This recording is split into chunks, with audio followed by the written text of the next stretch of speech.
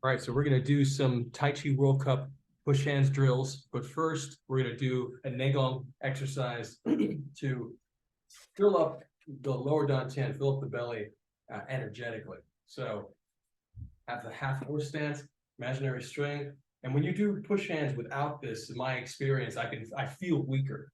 So like that fullness, the heaviness, this exercise, Jade Rabbit watches the moon, right hand over left, super helpful. My wrists don't turn over waist, the palm should face the ceiling. Inhaling deep, left comes over right. Exhale. This is two-stage exhalation. Exhale again, even deeper. Two-stage inhalation. So inhaling into the lower dantian, mouth closed, tongue and ceiling of the mouth. Inhale even deeper. Seeing the breath as a color gathering in the belly. Exhale, make the color very dense. Exhale even deeper and flatten it, making room for more. Inhale, color into the belly. It gets even brighter as you inhale even deeper. Exhale, stage one. Condense it so it's a very dense color and light. And then exhale, flatten it. And then stack more on top of what you just flattened. Inhale, V1. Even deeper, 2. Exhale, 1. And really softening the arms and shoulders and minimizing tension. The greatest emphasis is going to be on the visualization and the intention and the faith on the intention.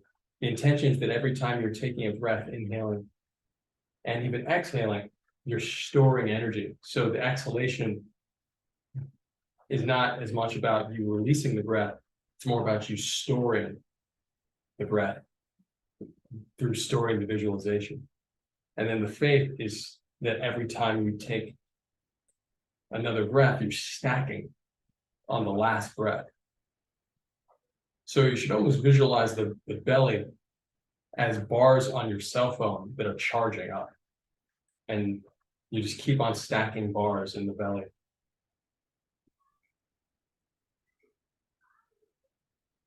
Inhale, stage 1, even deeper stage 2. Do about 6 like this. 6 is pretty much just the standard. But if you can do 50, that's great. And one more with the pump. So when we first start out, you pump the legs standing up, exhale down, and then you stay seated in your half horse stance, which is shoulder width and a half apart, and then do another at least 6. Stage 1. I could always tell the difference when I went into practice without the Negong versus with. And when I went in without the Negong, I would feel as if my internal structure was starting to get weaker and weaker as the days went on.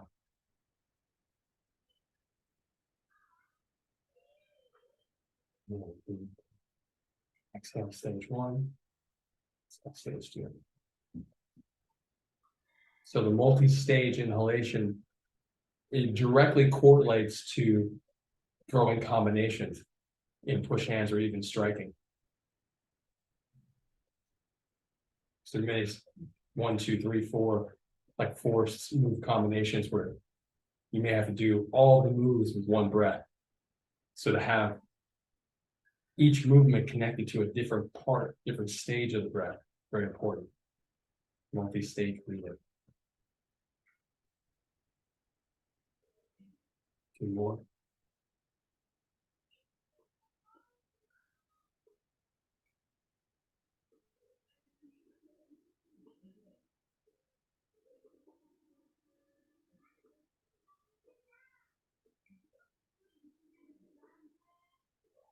Stop. Okay, so let's go into the pummeling since we have Autumn here as a partner. And the pummeling, let's start with feet shoulder width apart and parallel. And we'll be parallel to each other. And we'll start with one underhook hand, which is just going to be here. And one over on the other side will be elbow control. So one on the inside, and then elbows, Autumn's got the elbow control. And so for these exercises, let's just switch real quick. The hand on the elbow is going to swing in or pummel in. We're just making that slight movement And she's going to keep this elbow not too tight, but tight enough that she knows that if she wasn't with a friendly partner, that she would not let me in. So I have to work to get in, and she'll do the same exact thing on the other side at the same time. So now we've switched positions. And now I'll pummel in on my side, and she'll pummel in on her side, and we're going in.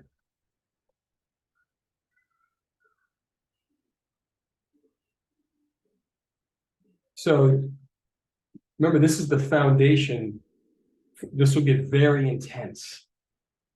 So we're just doing this to start out softly and making sure that our intention is clear with the structure. I'll give it a slight angle shift so you can see. I'm really intentionally reaching through because I want to reach through for underhook potentially, go to the back, etc. So I want to be able to reach through as well as have my structure, even with my feet shoulder width apart, ready if I want to do a shoulder check or a shoulder blast, like really being able to blast into the partner. But first, we're just making sure, remember the concept of accumulating vectors. So I'm inhaling or exhaling. Remember, if I'm inhaling, my fingers are being pulled. If I'm exhaling, I'm pushing the breath through my fingers. And when I say my fingers are being pulled, I mean behind. I'd say oftentimes the sense of the fingers being pulled to the wall behind you or a goal behind you is really important here. And Ilona, I would keep your stance. The concept here before we go into the more martial stance is the subtlety of the mechanics in the hips and in the weight distribution. So what I mean by that is that the 3 nails on your feet, heel, ball, the foot, big toe, are going to come into play here when you reach out with the extended hand. The big toe of the corresponding right hand, right foot, and the ball of the foot are going to drill into the ground. So you'll really feel that activation, and you shouldn't need to lean too much yet into it. So really keeping the posture and feeling the subtle bounce, because the bounce here, remember, going down, coming up, down, coming up, is going to be massive. This is the differentiator between how we do it and how every other grappling style does it. So it's that little bounce, and it's going to get really pronounced, and it's going to become very rough. So we're working up to get very rough, but we want to make sure that the foundational vectors are there. So meaning the elbow. So if you find that yourself you're getting too easily in, then soften your elbow more, as if gravity's pulling it down, rather than tightening the elbow. Make it feel like gravity's pulling the elbow that she's pummeling into underneath for the underhook. Gravity's pulling that elbow down. So I'm not squeezing tight because that's going to cause unnecessary tension up here. So it's pulling it down and making it harder, but also still allows us to keep the flow of the drill because we want to build strength here. Like you reach through the fingers now, as if you're being pulled. So yeah, pulled to the wall. Awesome. So the second Autumn added the fingers being pulled to the wall, I felt more, she was claiming space more with the forearm. So the forearm is going to start cutting through, the forearm's cutting through the opponent's ribs. And we want to take that sense and we want to start adding the disruption of the spine, which means that we want to reach through the center line of your partner. And that's what's going to start making it rough, especially because people's egos are going to start coming into play, and they're going to want to keep their space. So you're going to reach through the line. The intention is to reach through the line. And for the person that's getting that's happening to, you want to maintain your posture as much as possible. So you want to soften and spin on that line and spin it back to your partner. So that's where the game starts. It starts getting more interesting. Awesome. And I'm just going to turn on so you can see how we're reaching. And that little bounce is happening in between, down. If I slow down for a second, when both my hands are in the middle, Ilona, see how your body's down like this? Your body's down like this. That's really when the hands are in the middle, just like the William Chen form, where you soften and you're right here just before you push, you inflate. So in that similar sense, you're here, and when both hands are in the middle, that's the moment that you're the lowest for the bounce, and then you inhale, inflate, and that's the apex of you coming up. Boom, here, boom, here, boom. So almost very kung fu, you know.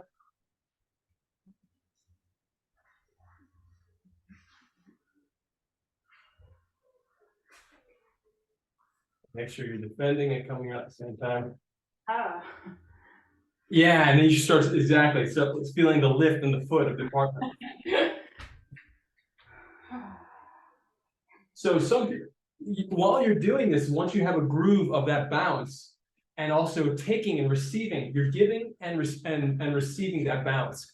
So once you have a sense of once you have a rhythm down, where you feel comfortable enough to take the bounce, just getting really comfortable with the feeling of someone's upward disruption, down with that upward disruption, and you being super calm and rooted is going to be super helpful under pressure.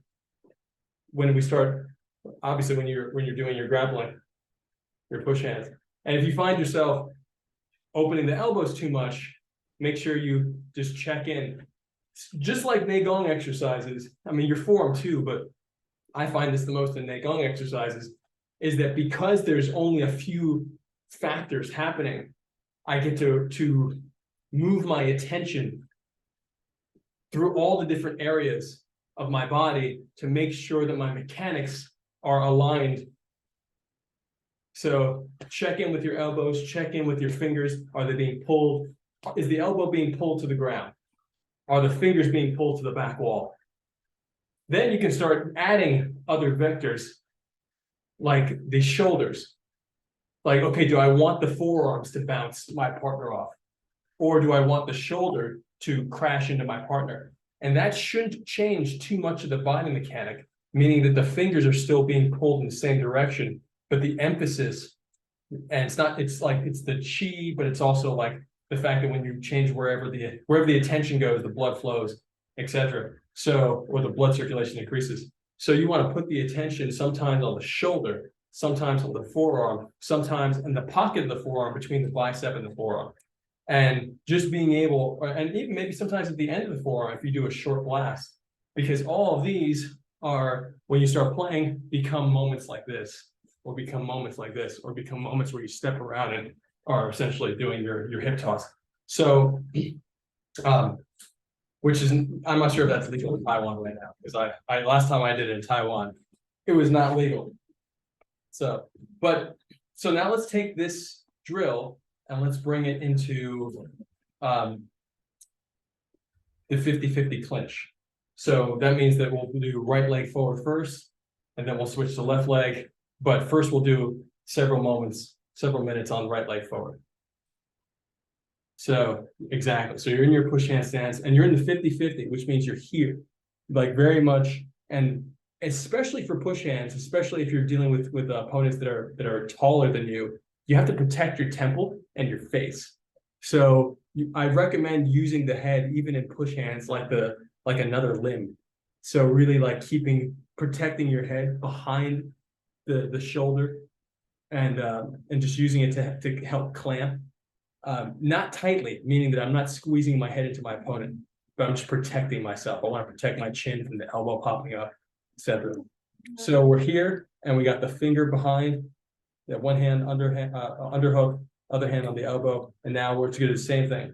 Pummel in, and she'll pummel in at the same time on the other side. Boom. Right.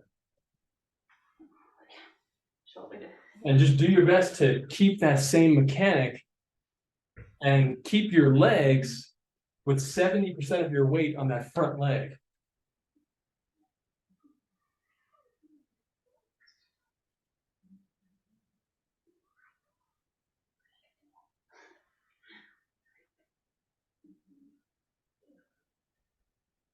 remember whether you're inhaling or exhaling, the fingers are going to that back wall. Autumn's turned up the volume on me, is moving me around.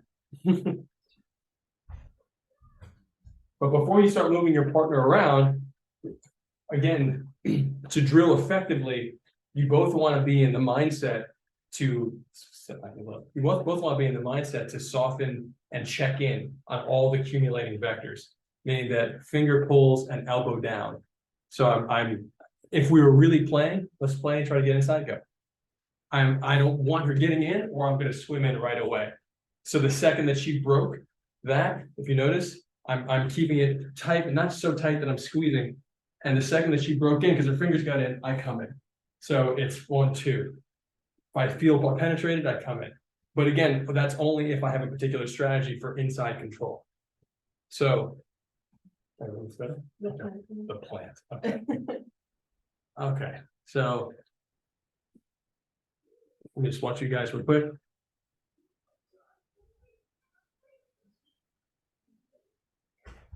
It's do you both have socks on? Only Ilona. They're grippy. Okay, okay, okay. Grippy socks. I'm trying to take a longer stance because it looks like the pads in Taiwan are longer that I'm gonna have to adjust to now. So they look long. In my experience, they have a circle on top of them. So the pads are longer, but you can still get your stance. Like it may be a little bit longer, but you can be on the edge of the pad. I didn't put my feet on the edge of the pad. I think there's a rectangle and a circle. It might be 2 rectangles and then 2 circles in the back, right? Yeah, that's what it says. Yeah. Yes. Okay, yeah. So I would literally just you'll be able to get a comfortable stance because the rectangles are fairly big and the circles are fairly big. So it's if anything, it's down here. It's maybe it's like 4 inches longer than the stance you're used to. But like you'll be great. And here you can start, as you just said, start getting into that feeling of pummeling from here.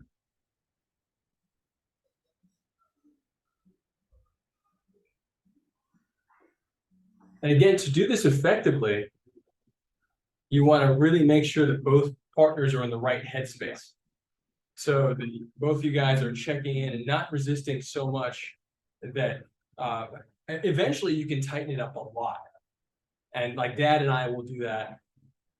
But I feel like a lot of times it'll happen too early, and you really want to give a lot more time to just feeling the flow with each other. I'd even switch legs right now. Let's just switch legs to get more time here.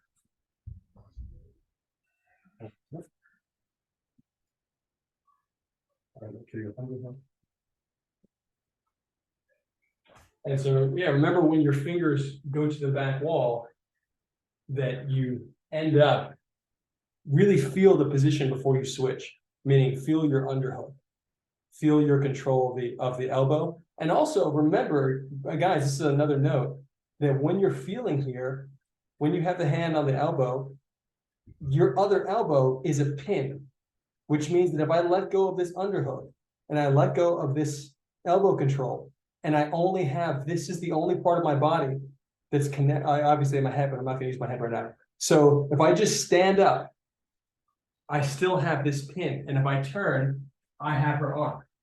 So I have her arm with this pin. So you have to remember, just make sure that every point of control is emphasized, even if it's only elbow and wrist. So then you add everything back, elbow and elbow. So oh yeah, and then underhook. So now you have 3 points of control that are overt, or I mean not too overt, but then of course you still have your head and you have your chest and your shoulder. So there's all this other stuff going on too. So you just want to make sure that you sense all of that, because this is pushing. And in any given moment, you want to be able to make your decision to use any of those.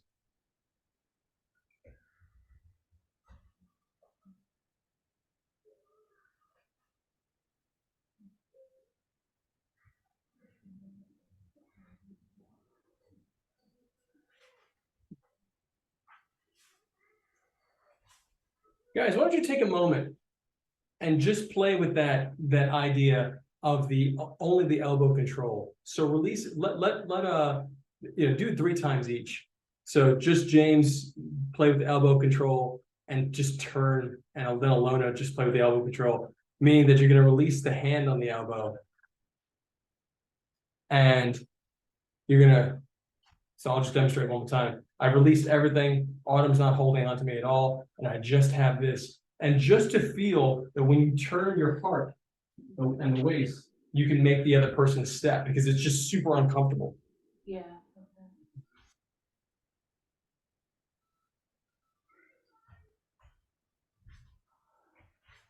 Because you really want the body, because this will happen so much especially in fixed step, where you'll literally just get one limb because someone's trying to push you, and you'll just boom like that.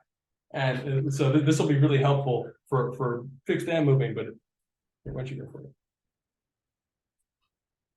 And remember, you don't actually need to move your feet at all.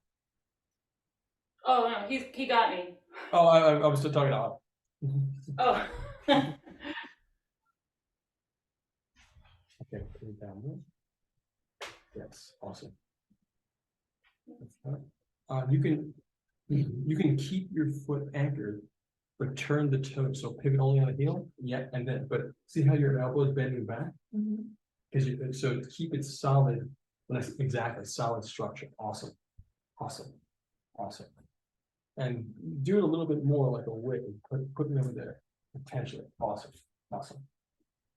Yeah, try it on this side.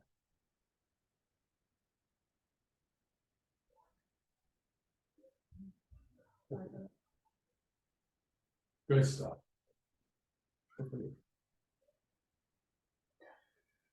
Good stuff. And definitely try it off the back foot and the front foot, just that pin. Because again, what we're doing is we're teaching the muscles to the body to be able to be more aware of this control point. Slow thing. And feel it that, because you should be able to do it super slow. Yeah. Yeah.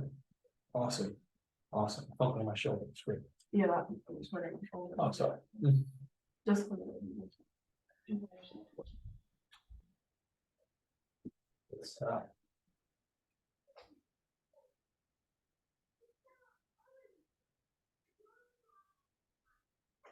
And the arrows coming out of here, and then turning the arrows over there.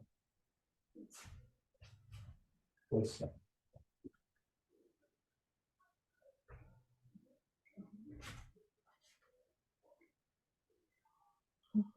Yeah, so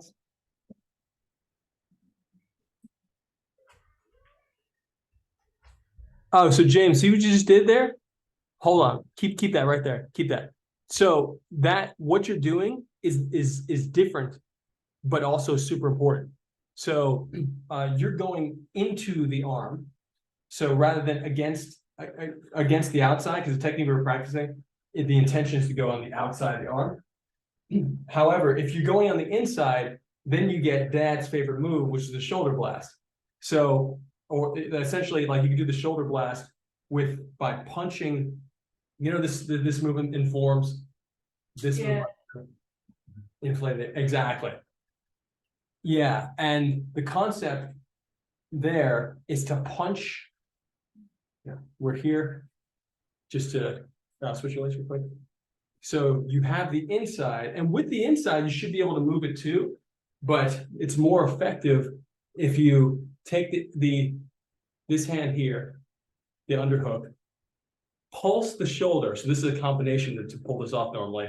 You pulse the shoulder to get space. And once you've created that space, the opponent going back, you take the arm out, slide it in, and then punch 45 degrees behind you down. And so that punch is going to rotate your bicep, and your bicep is going to slice into your partner's bicep or shoulder, somewhere between the middle of the bicep and the shoulder. And you're going to, I think we lost it. Well, let's wait. They're gone for a second. Let's do push hands for a second while they come back.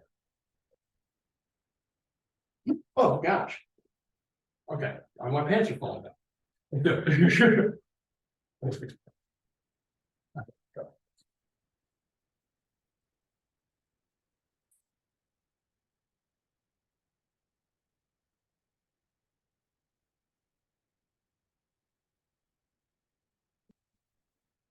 They just text me. They did. I never put the shoulder blast together like that. Oh, do you want to practice that? I figured we would practice it. Okay, cool. Fun. What time? What are you doing? Okay, cool.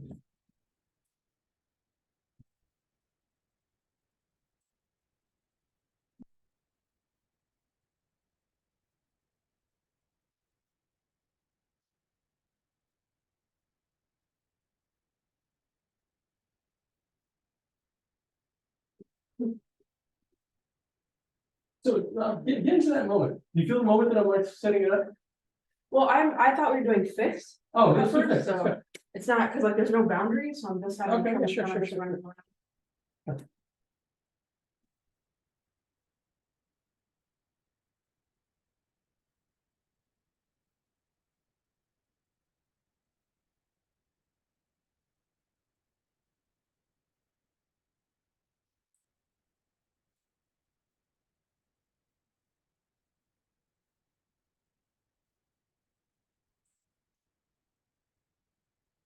You're gonna cut this off? You push hand cut?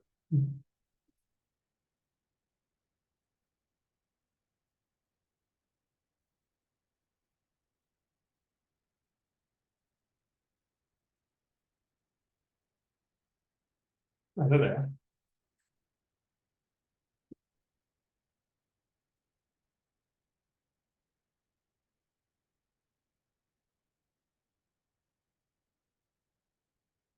Guys? No, no. All right, switch legs.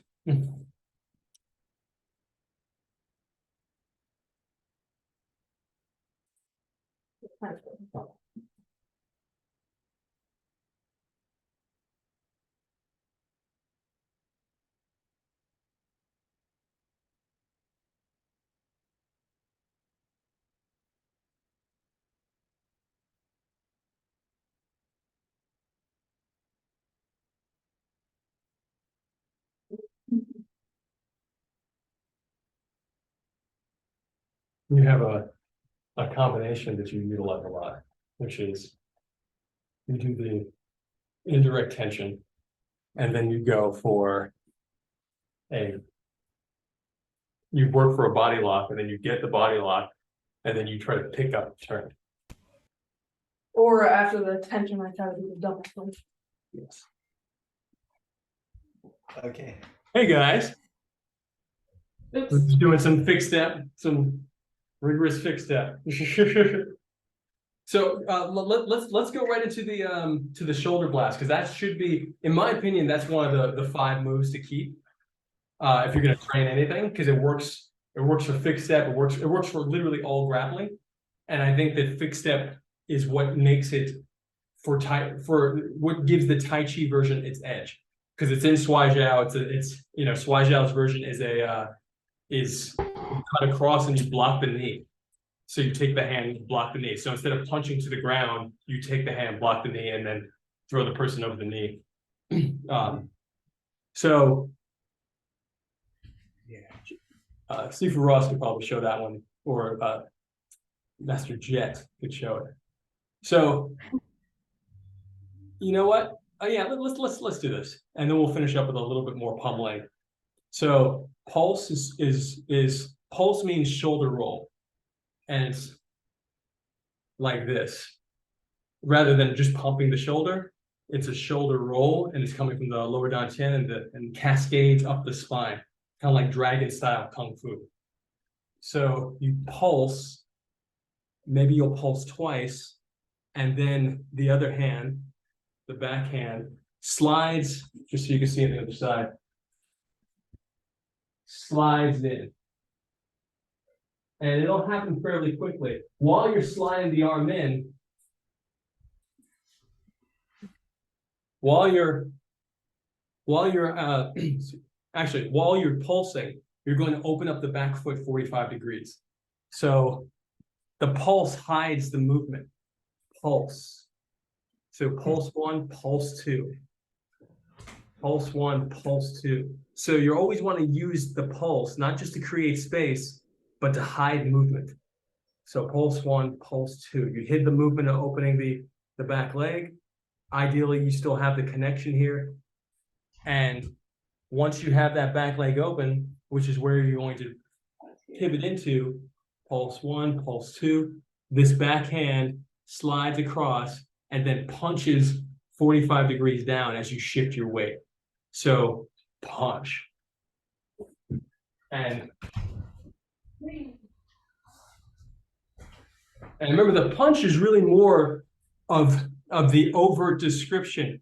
The sense for us should be like a drill, almost like sticking an axe more so. Taking an axe, and the axe is the bicep, and then you slice the axe into either the bicep or shoulder, and then you turn the axe. So it's as if the axe is exactly. So you cut in and then turn the axe to get the person to go. Why don't you go for it? Let me see you guys. Cool. So it's we'll make it a pulse 1, pulse 2, open the foot, and then slide the hand across and punch 45 degrees down with intention on the bicep being an axe. In the same way we were talking about the inner thigh being like you have a blade there and you cut into your opponent when you do the crank, or when you do diagonal flying, that's another thing, you cut in and throw. The same concept, the breath, your exhalation is here, but your reach is here. So you energize the fingertips into a fist. Boom. You can also just reach, but you energize and the blade is here. So this is where it catches on the partner. And then you turn the blade into their arm. So four parts. Pulse 1, pulse 2, and hide the back foot movement opening. And then slide the arm across and punch. Is it underneath or above? You're underneath, you're right there, and you're gonna punch 45 degrees down. Good stuff. Awesome. I thought you were going here. So that's what I was saying, somewhere between the middle of the bicep and the shoulder. Okay. Really depends on, sometimes you can even get it lower. Can you do it again? Sure. Guys, we're gonna do it again from farther away, so I'll just adjust the camera. Good stuff. And so Ilona, so that's great. Now start thinking to remember when we were talking about the arm drag where you spin them around. So now start thinking, how far can you spin with that punch? Exactly.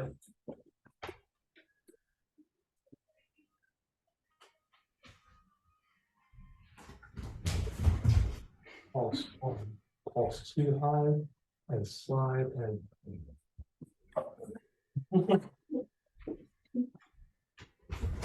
Actually, on the punching part that you're, by nature of the way my arms are, that you're sliding on. yes, and guys, make sure that the punching side incorporates the technique that got us to this conversation. So you have the pin on the elbow with just your elbow, and then you have elbow control with your palm. So the pin on the elbow and the elbow control of the arm are helping as you exhale and shift your weight into the corresponding leg. So the same arm and the arm that has the elbow control as a pin, this is called a pin. So the arm that has the pin and the elbow control is also the same side that you're dropping the weight into. So as you exhale and drop the weight, you should feel all of that and that wrapping around. So the bicep takes that wrapping experience and then flips it. That adds another vector. So you're here and that's how you get the nice flip.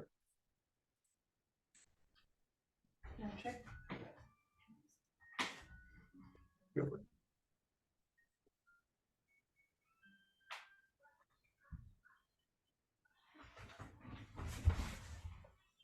James, keep your left palm on her elbow. Yeah. And just take a second. Let's all just take a second. Can you grab my arm? Right here? Okay. And help with the elbow control. Let's just take a second and do the movement without the bicep and just open the back leg and sink with the turn, and just use, James, just like you were doing before, just use that sink to feel how your chest creates that spiral down. Awesome. So the hips, exactly.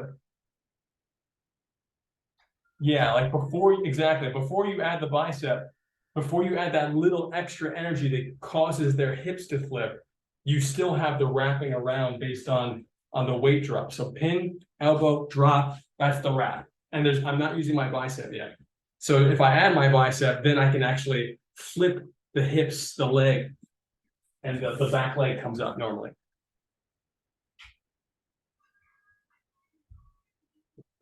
On the other side, just the body and the drop. And keep that elbow. Good stuff. Great. Right now. Awesome. Okay, now add the bicep. Yeah. Ilona, did you just fall on the wooden floor? Okay, my socks are a little slithery, but I'm fine.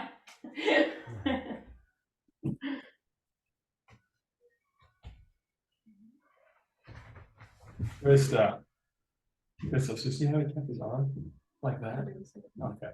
So sometimes the inclination could be to do this, but this isn't going to get you the same angle as this. You see how when you flip the tricep, see how the arm pops up?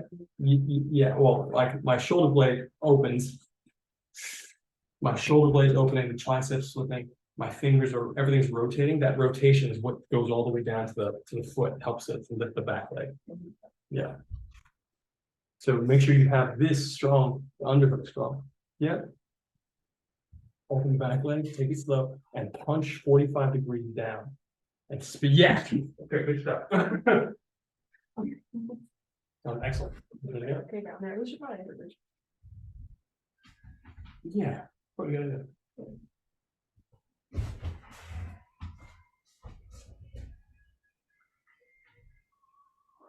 Go from there. Keep going.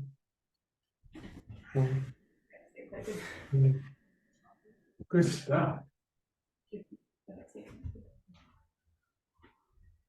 Yeah.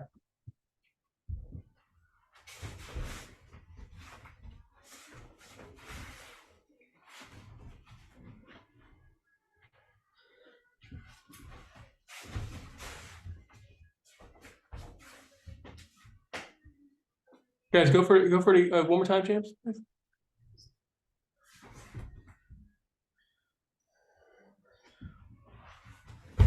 Excellent.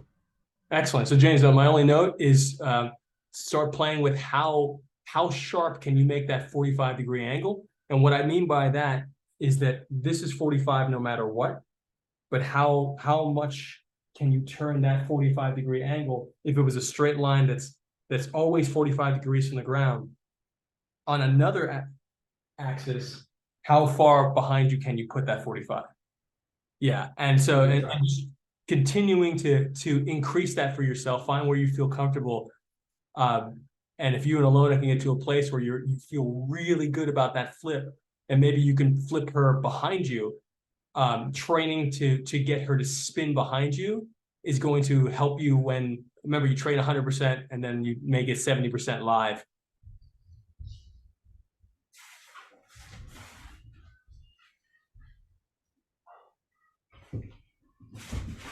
Good stuff. Ilona, can I see you run it?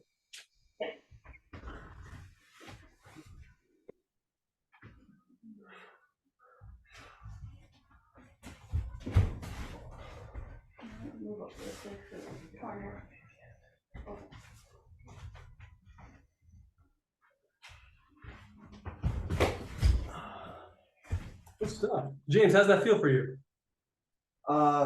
Feel like she's getting more circular now. The last one was the most. Okay. Rotation.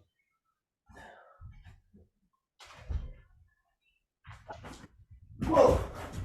Yeah, that was the best. It's getting a lot better. Let's go over here.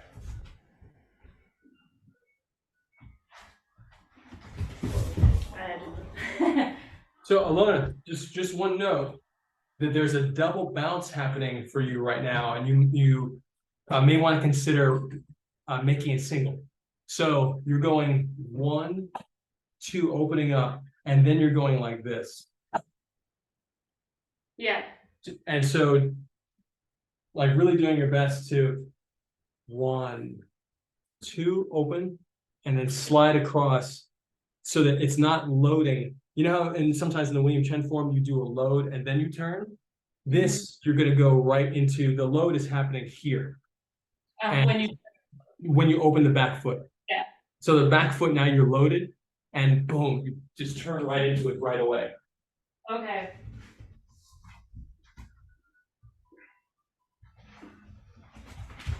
Whoa. Okay, and just spend time slowing it down for yourself, because the more you I felt like I was trying to like lift him up. yeah, well, because you don't want to lose your balance. That's what we're getting at. So it's really just about how confident your body is in the just being used to taking someone else's pressure and spinning it.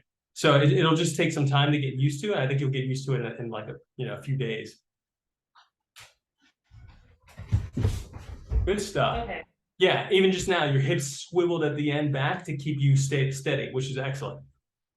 That felt much better. Yeah. So let's finish up with one more drill, which let's bring it back to the. So happy we did that one. Well, let's bring it back to the pummel.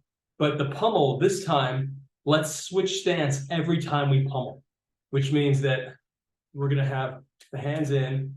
My hand is gonna go in. Her hand's gonna go in. And we're gonna switch stances. So we're both switch. Let's hear this like.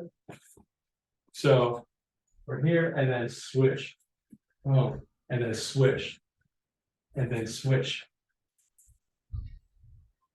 So it's a 1, 2, 1, 2. My feet are going back, forward. My lead foot goes back, the other one comes forward. And the cool thing about this is you're slowing it down. You're still doing the bounce. So you have to find it for yourself. And you know, that sounds like philosophy, but at the end of the day, the bounce is happening here. Switch, drop in, up. Sorry, are you okay? Okay. So the second that you connect that, when you're without a person, switch stance, and the bounce is going to happen. The second that foot goes down, going into that leg, 70% of the way, inhale, expand out. Switch stance. Go into that foot, 70% of the way goes in, inhale, expand out.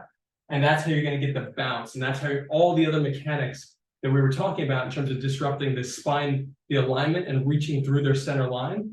That's how you're going to keep bouncing them off of their center line. It's a very, very uncomfortable feeling, because it's uncommon in every other grappling sport, grappling style. So we're here, pummel, switch, load up.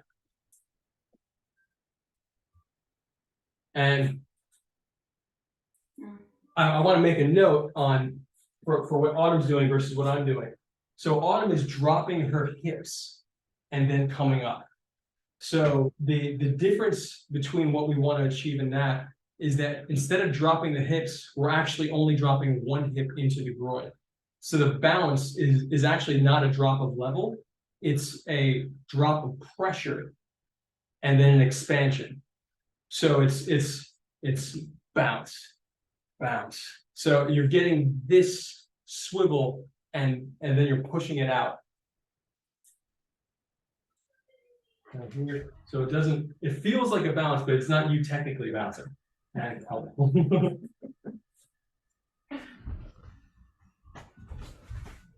this stuff.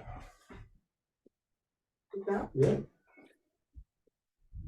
And this is also a mechanic that you train hundreds of thousands of times, in the Tai Chi form, which is why form is so important. I would say it might be more challenging than the form. Not this one here.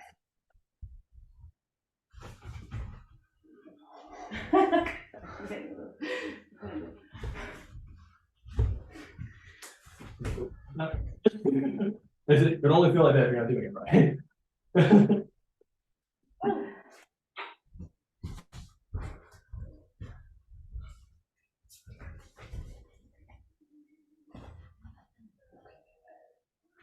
Oh, yeah. Really- Guys, you should really feel as if the shoulder bicep area with this, once you make that connection with the bounce, with the intention of going through the center line, it should feel like this is a scoop, and you're scooping like you have a shovel, and you're literally scooping your opponent off of their root. So it'll feel, let's go again, here, and then boom. So it's all of this supporting their weight. So you shift into that leg, shift in, inhaling up, and I'm reaching and I'm spinning my fingers. So the structure, that really nothing changes for me except the intention. So the structure is still here, and now I just reach in the other direction with the intention of carrying them off of their root. And this is really, really helpful, especially for very flexible opponents. Because there's some folks in Taiwan that are like super flexible, and just being able to carry them where they simply can't step, even with their flexibility, is going to be helpful. And I don't think you'll come across too many of those and fix that, but they do exist.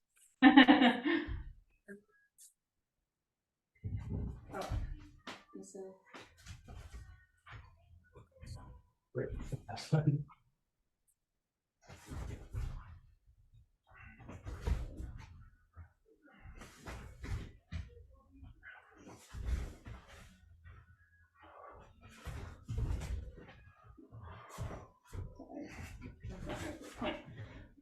Yeah, that's gonna call 3 minutes.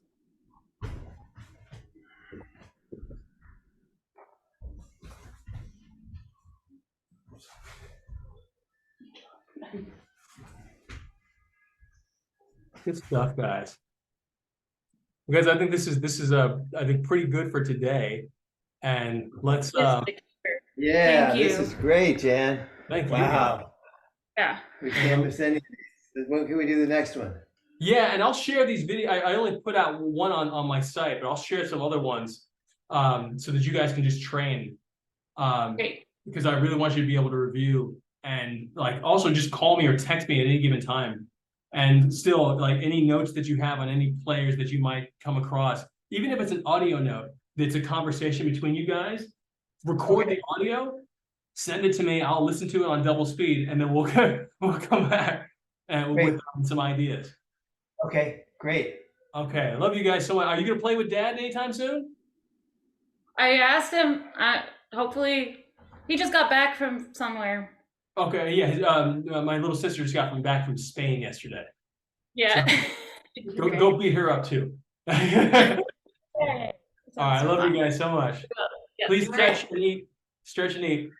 Okay, love you. Thank you. Bye, Jan. Bye, Autumn. Love you.